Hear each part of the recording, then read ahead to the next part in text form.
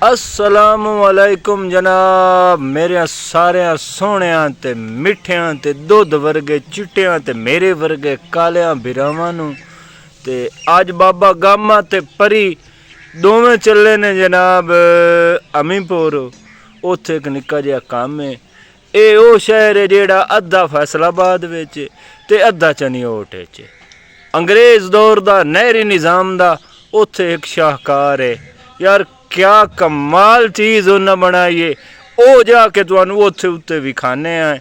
Video सारी वेखनी है ते टल्ली वाला बटन भी दबाया करो।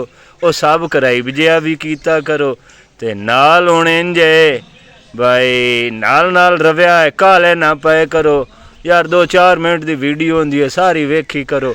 तो मैं हुण चलिया जनाब अमीपुर। उत्थों तुहानू विखाने हैं भाई उत्थे वेखण दी शय केड़ी है। हाँ जी, तो बाबा गामा जनाब पहुँचा है उस जगह से जिस नाल तुहाडा वादा कीता मूँ तुहाडे नाल हो भाई तुहानू एक अजीब जी शाय विखावी है भी अंग्रेज़ दा कारीगरी वेख के ना उन्होंने सलूट मारन का यार दिल करदा। मेरे मगर तुसी वेख लो भी पिछू नार कितनी उच्ची है ते अग्गू कितनी नीवी है। कम अज कम भी भाईजान ना अंग्रेज़ ने पूरी 80 फुट नार चाह के थल्ले वगाई है। अच्छा हो जाता है कि ये पानी स्पीड नाल आ रहा है।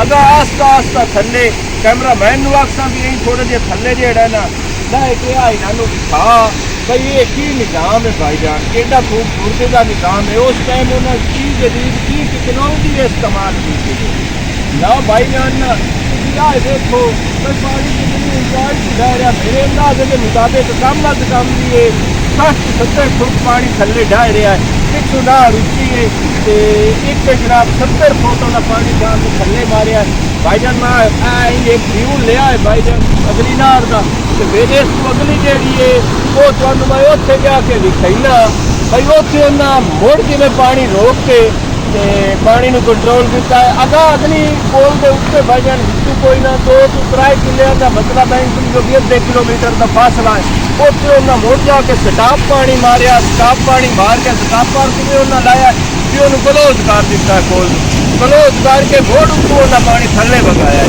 हुणे आओ भी इस अगली पोल को हम ला तुसी हुण चेक करो भी उन्हें स्टापर कैसा लाया। स्टापर इनू लगोया किवें तुहानू पानी उत्तों जांदा महसूस हो रहा है। इस उन्होंने बिल्कुल क्लोज कर दिता कि इत्थों पानी अगर दिखावे तो बिल्कुल स्लो जा रहा है। अच्छा इस तू अगा पानी स्पीड नाल जा रहा है भाईजान। अच्छा तो पुल बिल्कुल सौड़ी है भाई, बिल्कुल ही सौड़ी पुल उन्हें बना। ये स्टापर उन्हें क्योंकि लाया। कैमरामैन नू आखसा भी मेरे मगर मगर आ ते इन्होंने अगली पासों पानी में ढांदा भी खाई भाई। आओ आओ भाई ओए नक्का इनू वेखनी मेरी एडी लम्मी वीडियो आखनी ने बला तो खपदी एक बहू है ते ए जेड़ी है ना टल्ली ते साफ कराई वाला काम वो लाजमी करया भी मैं दम्मी दा चढ़े होया स्कूटर ते वीडियो तुहाडे घर शूट करना बता ते हुण नाम वेखो वेखो तो हैरान हो जासो भाई ये किथे किवें उस बनाया। अंग्रेज़ नूं सलाम करन का दिल करदा पिया जे सा पाकिस्तानियों का बने हुए होंदा ते हुण तक मुक्त हो गया। खैर नाल मैनूं जो पता है साडे जेड़े काम है इसनूं कम अज कम भी 200 साल हो गया बनया इनूं 200 साल हो गए ते अज भी काम है। कैमरामैन थोड़ा जाऊंगा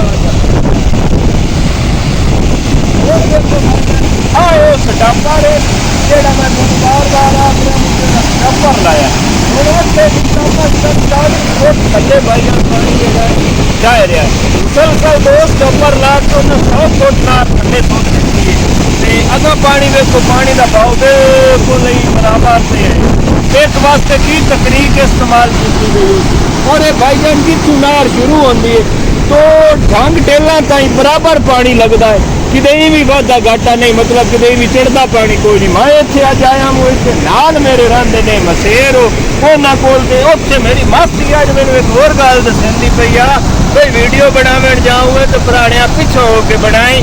हर साल एक बंदा लैंदा है मेरी बारी ना लग जाए तो भाई मैं इनू आखा थोड़ा परेड़े हो मैनूं तुमदा ने डरो हलो हुण वीडियो आवां मुकाओ जेड़ी गल तुहाडे नाल कीती आ वो घंटी ते सब कराए यार वो कीती करो। मैं खप के थक गया ते तुसां भी काई नहीं मनी वीडियो वेख के जो अगा भाग जाती। हला हुण वीडियो वेंदे भी तो पए ਸਾਰਿਆਂ ਦਾ ਨੈਟ ਦਾ ਪੈਕੇਜ ਵੀ ਤੁਹਾਡਾ ਹੈ।